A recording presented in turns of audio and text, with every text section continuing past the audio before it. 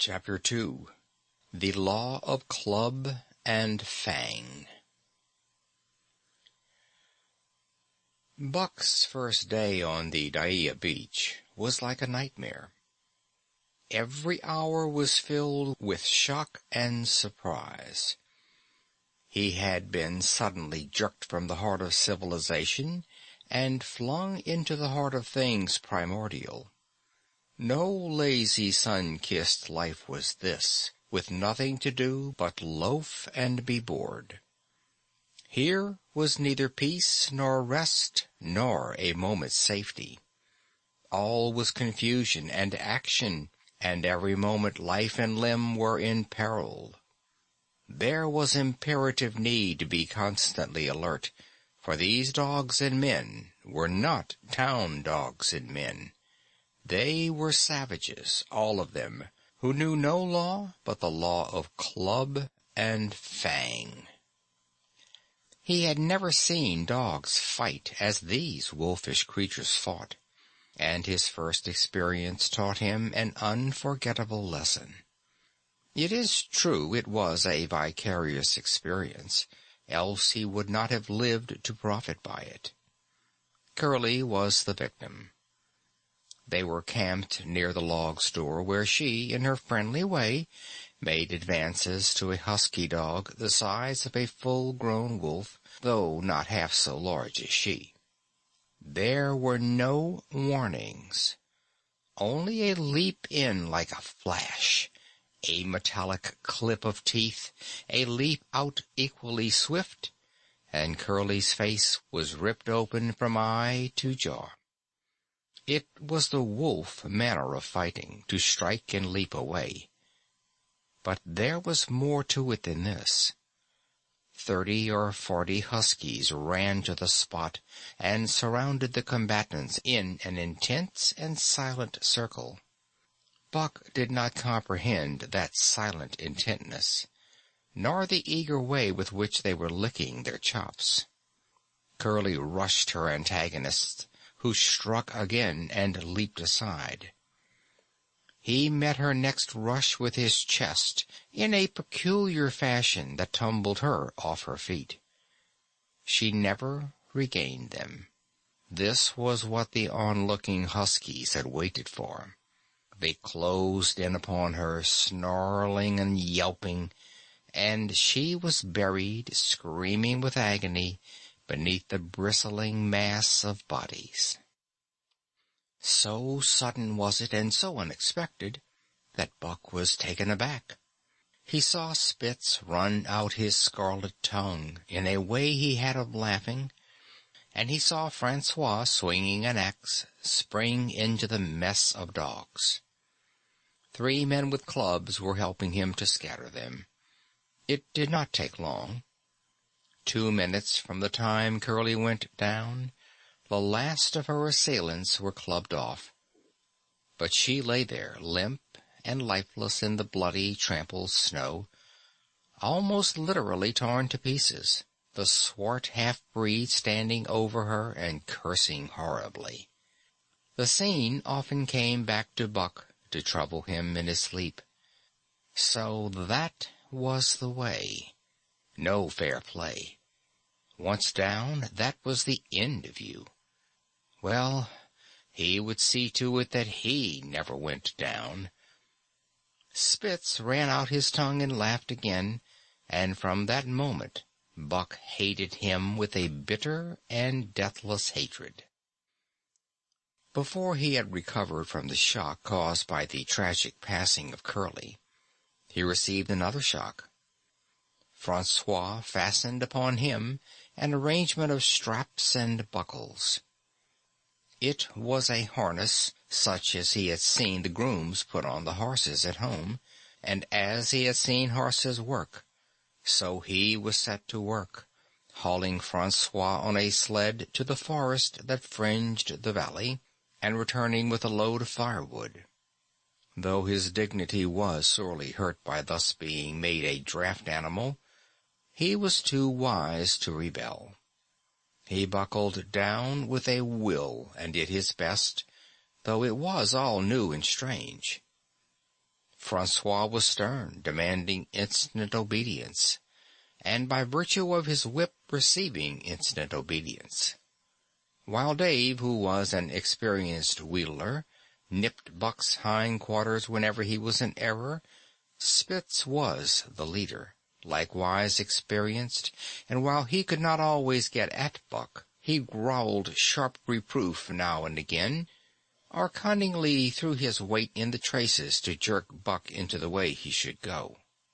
Buck learned easily, and under the combined tuition of his two mates and Francois, made remarkable progress. Ere they returned to camp, he knew enough to stop at Ho, to go ahead at Mush, to swing wide on the bends, and to keep clear of the wheeler when the loaded sled shot downhill at their heels. "Tree ver good dogs," Francois told Perrault. "Dat book, him pull like hell. I teach him quick as anything." By afternoon, Perrault, who was in a hurry to be on the trail with his dispatches, returned with two more dogs. Billy and Joe, he called them. Two brothers, and true huskies both. Sons of the one mother though they were as different as day and night. Billy's one fault was his excessive good nature, while Joe was the very opposite, sour and introspective, with a perpetual snarl and a malignant eye.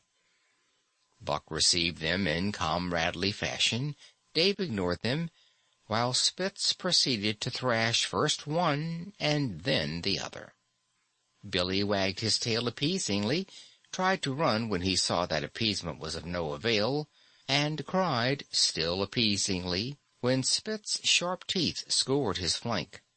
But no matter how Spitz circled, Joe wheeled around on his heels to face him, mane bristling, ears laid back, lips writhing and snarling, jaws clipping together as fast as he could snap, and eyes diabolically gleaming. The incarnation of belligerent fear. So terrible was his appearance that Spitz was forced to forego disciplining him, but to cover his own discomfiture he turned upon the inoffensive and wailing Billy and drove him to the confines of the camp. By evening Perrault secured another dog, an old husky, long and lean and gaunt, with a battle-scarred face and a single eye which flashed a warning of prowess that commanded respect. He was called Sol Leeks, which means the angry one. Like Dave, he asked nothing, gave nothing, expected nothing, and when he marched slowly and deliberately into their midst, even Spitz left him alone. He had one peculiarity which Buck was unlucky enough to discover. He did not like to be approached on his blind side. On this offense Buck was unwittingly guilty, and the first knowledge he had of his indiscretion was when Sol Leeks whirled upon him and slashed his shoulder to the bone for 3 inches up and down. Forever after, Buck avoided his blind side, and to the last of their comradeship had no more trouble. His only apparent ambition, like Dave's, was to be left alone, though, as Buck was afterward to learn, each of them possessed one other and even more vital ambition. That night Buck faced the great problem of sleeping. The tent, illumined by a candle, glowed warmly in the midst of the white plain, and when he, as a matter of course, entered it, both Perrault and Francois bombarded him with curses and cooking utensils, till he recovered from his consternation and fled ignominiously into the outer cold. A chill wind was blowing that nipped him sharply and bit with special venom into his wounded shoulder. He lay down on the snow and attempted to sleep, but the frost soon drove him shivering to his feet. Miserable and disconsolate, He wandered about among the many tents, only to find that one place was as cold as another. Here and there savage dogs rushed upon him, but he bristled his neck hair and snarled, for he was learning fast, and they let him go his way unmolested. Finally, an idea came to him. He would return and see how his own teammates were making out. To his astonishment, they had disappeared. Again he wandered about through the great camp, looking for them, and again he returned. Were they in the tent? No, that couldn't be, else he would not have been driven out. Then where could they possibly be? With drooping tail and shivering body, very forlorn indeed, he aimlessly circled the tent. Suddenly the snow gave way beneath his forelegs, and he sank down. Something wriggled under his feet. He sprang back, bristling and snarling, fearful of the unseen and unknown. But a friendly little yelp reassured him, and he went back to investigate. A whiff of warm air ascended to his nostrils, and there, curled up under the snow in a snug ball, lay Billy. He whined placatingly, squirmed and wiggled to show his good will and intentions, and even ventured, as a bribe for peace, to lick Buck's face with his warm, wet tongue. Another lesson. So that was the way they did it, eh? Buck confidently selected a spot, and with much fuss and waste effort proceeded to dig a hole for himself. In a trice the heat from his body filled the confined space, and he was asleep. The day had been long and arduous, and he slept soundly and comfortably, though he growled, barked, and wrestled with bad dreams. Nor did he open his eyes till roused by the noises of the waking camp. At first he did not know where he was. It had snowed during the night, and he was completely buried. The snow walls pressed him on every side, and a great surge of fear swept through him. The fear of the wild thing for the trap. It was a token that he was harking back through his own life to the lives of his forebears. For he was a civilized dog, an unduly civilized dog, and of his own experience knew no trap, and so could not of himself fear it. The muscles of his whole body contracted spasmodically and instinctively. The hair on his neck and shoulders stood on end, and with a ferocious snarl he bounded straight up into the blinding day, the snow flying about him in a flashing cloud. Ere he landed on his feet, he saw the white camp spread out before him, and knew where he was, and remembered all that had passed from the time he went for a stroll with Manuel to the hole he had dug for himself the night before. A shout from Francois hailed his appearance. "What I say?" the dog driver cried to Perrault. "That Buck for sure learn quick as anything." Perrault nodded gravely. As courier for the Canadian government, bearing important dispatches, he was anxious to secure the best dogs, and he was particularly gladdened by the possession of Buck. 3 more huskies were added to the team inside an hour, making a total of 9, and before another quarter of an hour had passed, they were in harness and swinging up the trail toward the Dyea Canon. Buck was glad to be gone, and though the work was hard, he found he did not particularly despise it. He was surprised at the eagerness which animated the whole team and which was communicated to him, but still more surprising was the change wrought in Dave and Sol Leeks. They were new dogs, utterly transformed by the harness. All passiveness and unconcern had dropped from them. They were alert and active, anxious that the work should go well, and fiercely irritable with whatever, by delay or confusion, retarded that work. The toil of the traces seemed the supreme expression of their being, and all that they lived for, and the only thing in which they took delight. Dave was wheeler or sled dog. Pulling in front of him was Buck. Then came Sol Leeks. The rest of the team was strung out ahead, single file to the leader, which position was filled by Spitz. Buck had been purposely placed between Dave and Sol Leeks, so that he might receive instruction. Apt scholar that he was, they were equally apt teachers, never allowing him to linger long in error, and enforcing their teaching with their sharp teeth. Dave was fair and very wise. He never nipped Buck without cause, and he never failed to nip him when he stood in need of it. As Francois's whip backed him up, Buck found it to be cheaper to mend his ways than to retaliate. Once, during a brief halt, when he got tangled in the traces and delayed the start, both Dave and Sol Leeks flew at him and administered a sound trouncing. The resulting tangle was even worse, but Buck took great care to keep the traces clear thereafter, and ere the day was done, so well had he mastered his work, his mates about ceased nagging him. Francois's whip snapped less frequently, and Perrault even honored Buck by lifting up his feet and carefully examining them.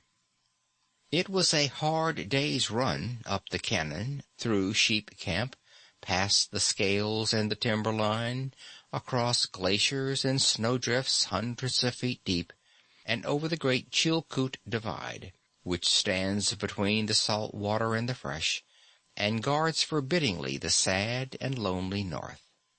They made good time down the chain of lakes which fills the craters of extinct volcanoes, and late that night pulled into the huge camp at the head of Lake Bennett, where thousands of gold-seekers were building boats against the break-up of the ice in the spring. Buck made his hole in the snow and slept the sleep of the exhausted just, but all too early was routed out in the cold darkness and harnessed with his mates to the sled. That day they made 40 miles, the trail being packed, but the next day, and for many days to follow, they broke their own trail, worked harder, and made poorer time. As a rule, Perrault traveled ahead of the team, packing the snow with webbed shoes to make it easier for them. Francois, guiding the sled at the gee-pole, sometimes exchanged places with him, but not often. Perrault was in a hurry, and he prided himself on his knowledge of ice, which knowledge was indispensable, for the fall ice was very thin, and where there was swift water, there was no ice at all. Day after day, for days unending, Buck toiled in the traces. Always they broke camp in the dark, and the first gray of dawn found them hitting the trail with fresh miles reeled off behind them. And always they pitched camp after dark, eating their bit of fish and crawling to sleep into the snow. Buck was ravenous. The pound and a half of sun-dried salmon, which was his ration for the day, seemed to go nowhere. He never had enough, and suffered from perpetual hunger pangs. Yet the other dogs, because they weighed less and were born to the life, received a pound only of the fish and managed to keep in good condition. He swiftly lost the fastidiousness which had characterized his old life. A dainty eater, he found that his mates, finishing first, robbed him of his unfinished ration. There was no defending it.